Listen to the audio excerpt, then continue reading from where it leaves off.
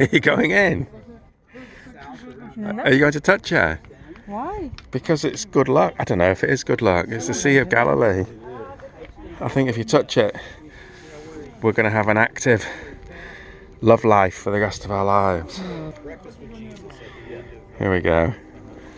The Sea of Galilee in Israel. One of the holiest places in the world. And we're going to touch that water. Are you? Yeah, I'm going to touch it, yeah. Oh, she touched it. Did you touch her? Yeah. There you go. The holy hand. Should we go for a walk? The holy hand of Vera. Yeah, go on. See if you can walk on it. Is this where you walk? No, it's not, is it? Was it? In Galilee? I thought it was the Dead Sea. Go on then, have a go. I see a fish. Where? There on the stair. Where on the stair? Right there. A little fish with clogs on. I'll have you spare. Going clip clippity clop on the Galilean Sea. Here's the Galilee Sea